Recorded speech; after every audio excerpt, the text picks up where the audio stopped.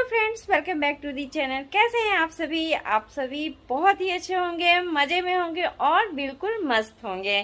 तो देखिए, हल्की फुल्की बाहर में बारिश हो रही है और इवनिंग का टाइम हो चुका है। इस बारिश में अगर एक कप चाय मिल जाए तो उसका मज़ा ही दुगुना हो जाता है। तो देखिए, आज आप लोग के साथ मैं बहुत दिनों पे ब्लॉगिंग करना शुरू की हूँ अपना, और मैं भी अब बनाऊंगी ब्लॉग और मैं भी अब करूंगी ब्लॉगिंग और मैं भी अब वीडियो कंटिन्यू आप लोग के साथ शेयर करते चलूंगी। तो चलिए फटाफट एक कप मस्त बारिश में चाय बन जाए, इसका ही मजा कुछ अलग है। तो चलिए मैं चाय बनाती हूँ। तो देखिए, मैं किचन में आ चुकी हूँ और बारिश हो रही है और मैं चाय भी एक तरफ डाल दी हूँ। गैस पे चाय बन रहे हैं और मैं आप लोग को दिखाए हैं कितने अच्छे से बन रहे हैं। और मैं तो अब जा रही हूँ इसका मज़ा लेने के लिए। अगर आप लोग की इधर भी बारिश हो रही है तो आप लोग भी गर्मा गर्म चाय बनाएं और इसके साथ अगर पकोड़े हो जाते हैं तो और भी मज़ा आ जाएगा। तो देखिए फ्रेंड्स, हमारी चाय बन गई है और हम जा रहे हैं इसका मज़ा लेने। आप लोग भी आइए, आप लोग भी इसका मज़ा लीजिए हमारे साथ। सबसे पहले एक बाउल में क्या किए हैं, मैश किया हुआ हम आलू रखे थे बॉईल करके और इसका छिलका उतार के इसे मैश करके मैं रखी थी, वो मैं इसमें डाल दी हूँ। और ये ग्रेट किया हुआ पनीर है वो मैं इसमें डाल देती हूँ। बहुत ही टेस्टी ये आलू और पनीर का कोफ्ता बनता है, आप लोग जरूर ट्राई करना। और इसमें मैं हाफ टेबल स्पून के करीब में ये ग्रेट किया हुआ अदरक मैं इसमें डाल देती हूँ। अब मैं इसमें एक बड़ी चम्मच ये मैदा मैं इसमें डाल देती हूँ। इससे ज़्यादा ना डालें, नहीं तो फिर कोफ्ता जो है ना ज़्यादा सॉफ्ट नहीं होंगे, टाइट हो जाएंगे। अब मैं इसमें एक हरी मिर्च और टेस्ट अकॉर्डिंग थोड़ा सा इसमें मैं नमक डालूंगी और इसे अच्छी तरीके से मिक्स कर लेती हूँ। देखिए, मैं इसे अच्छी तरीके से मिक्स कर ली हूँ और मैं इसे थोड़ा थोड़ा तेल लगा के छोटा छोटा बाउल बना लूंगी। तो देखिए, हाथ में तेल लगा लिए हैं और थोड़ा थोड़ा सा ऐसा इस तरीके से लेके आप जिस साइज का बाउल रखना चाहते हैं वो साइज का आप बना लें। देखिए, इस तरह से मैं इसी साइज का हर एक बाउल को बना के रेडी कर लेती हूँ। तो देखिए, इधर कढ़ाई, देखिए तेल हमारी अच्छी तरीके से गर्म हो चुकी थी और मैं इसमें सारे बाउल को एक बार में डाल दी हूँ। जितना एक बार में आए हैं उतना मैं डाल दी हूँ और इसे अच्छी तरीके से फ्राई करूंगी। अब मैं इसे पलट देती हूँ। देखिए कितने अच्छे तरीके से एक तरफ से इसकी कलर आ चुके हैं। देखिए कितने अच्छे से कलर आ चुके हैं। मैं अच्छे से इसे पलट देती हूँ और इसी तरीके से मैं एकदम लाल करके कोफ्ते को फ्राई करके रेडी कर लेती हूँ। तो देखिए कितने अच्छे तरीके से ये फ्राई हो चुके हैं। मैं अब इसे प्लेट में निकाल लेती हूँ और जितने बाउल है सबको इसी तरीके से फ्राई करके रेडी कर लेती हूँ। तो देखिए, सारे कोफ्ते को फ्राई करके निकाल लिए हैं, फिर भी तेल इतने बचे हुए हैं। मैं इसी तेल में अब ग्रेवी लगाऊंगी कोफ्ते की। तो पहले मैं क्या की हूँ, 3 से 4 प्याज, 2 बड़े साइज के टमाटर को कुकर में इस तरीके से बॉईल कर ली हूँ। देखिए इस तरीके से, और मैं इसी टमाटर प्याज जो बॉईल करके रखी हूँ उसे मैं इस तेल में डालूंगी।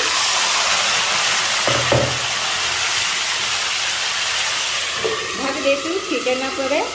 मैं जो ये कोफ्ते की कढ़ी बना रही हूँ इसमें मैं कोई तड़का नहीं लगाई हूँ, सिर्फ तेल गरम थे और मैं इसमें बॉइल्ड प्याज टमाटर डाल दी हूँ। मैं देखिए कैसे बनाती हूँ, आप लोग प्रोसेस देखते चलिए, बहुत ही टेस्टी बनते हैं। आप लोग सारा स्टेप बाय स्टेप देखते चलिए। तो देखिए 1 से 2 मिनट से हमारे ये जो टमाटर और प्याज हैं ये भून रहे हैं। अब मैं इसमें क्या करूँगी, इसी स्टेज पे मैं ड्राई मसाला सब डालूंगी, जैसे कि टेस्ट अकॉर्डिंग। सबसे पहले मैं इसमें नमक डालूंगी, थोड़ी सी लाल मिर्च पाउडर जितना आप तीखा खा सकते हैं, 1 चम्मच भर के धनिया पाउडर, आधा चम्मच से थोड़ा सा ज़्यादा हल्दी पाउडर और आधा चम्मच के करीब में जीरा पाउडर। इस सारे मसालों को मैं अच्छी तरीके से मिक्स कर लेती हूँ। अब मैं इसमें 1 चम्मच भर के अदरक लहसुन का पेस्ट डालूंगी और इसे अच्छी तरीके से मिक्स कर लेती हूँ और इसे ढक ढक के मैं 5 से 7 मिनट तक इस मसाले को भूनूंगी। तो चलिए दिखाते हैं। 5 से 7 मिनट हो चुके हैं। मैं बीच में एक बार चला चुकी थी मसाले को, तो देखिए कितने अच्छे से मसाले से ऑयल जो है अलग होने लगे हैं। मसाले हमारे जो है अच्छी तरीके से भून चुके हैं। मैं 1 से 2 मिनट और इसे भूनूंगी। 1 मिनट ज़्यादा देर नहीं मैं इसे भूनूंगी, क्योंकि हमारे जो प्याज हैं टमाटर हैं वो तो बॉयल थे ही। इसे बस 1 सेकेंड के लिए मैं ढक देती हूँ। अब मैं इसमें 1 चम्मच के करीब में ये गरम मसाला पाउडर डाल देती हूँ, ज़्यादा नहीं, 1 चम्मच के करीब में, और इसे अच्छी तरीके से मिक्स कर देती हूँ।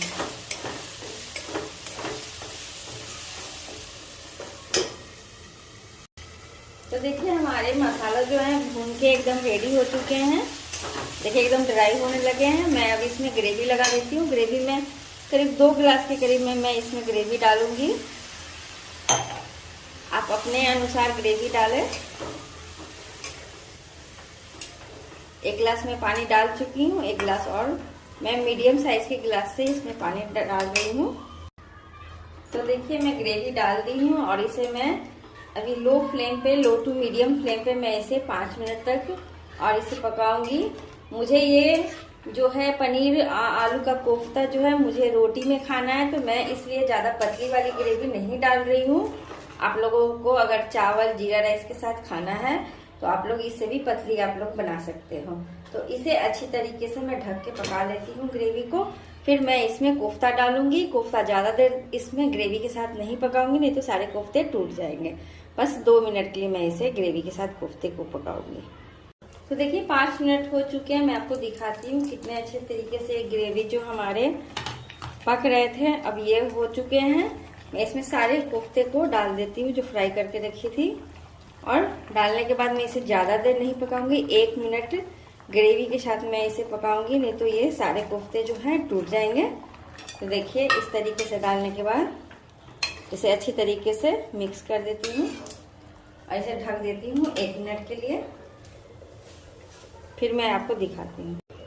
तो देखिए 1 मिनट हो चुके हैं कोफ्ते को ग्रेवी के साथ पकते हुए। मैं अब गैस ऑफ कर देती हूँ और इसे ढक के, गैस ऑफ कर दी, मैं इसे ढक के 5 मिनट के लिए छोड़ देती हूँ। उसके बाद मैं आपको सर्व करके दिखाती हूँ। कोफ्ते हमारे डन हो चुके हैं।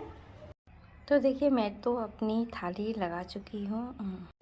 तो देखिए कल से ही हमारी ये ब्लॉग जो है ना जारी है। मैं इसे ज़्यादा लंबा नहीं करना चाहती हूँ, लेकिन मैं एक कल जो वीडियो डाली थी ना उसमें बहुत सारे कमेंट्स आ रहे थे और बहुत सारे कॉल्स आ रहे थे मेरे फ्रेंड को, क्योंकि मैं एक वेट लॉस के प्रति मैं एक शॉर्ट्स बना के डाली थी। मैं शॉर्ट्स भी बनाती हूँ अब, और तो उसमें मैं जो डाली थी ना वेट लॉस के प्रति, हर एक लेडीज़ के लिए, जेंट्स के लिए, जो भी अपना करें, तो उस पर बहुत सारे लोग मुझसे क्वेश्चन करने लगे थे, फ़ोन कर करके पूछने लगे थे। तो मैं सोची कि कितनों को मैं सबको बोलते रहूँगी इसी वीडियो में, क्यों नहीं, मैं मतलब जो लोग देखेंगे उन लोगों को मिल जाएगा जवाब। तो मैं सोची इसी वीडियो के जरिए सबको बताती हूँ।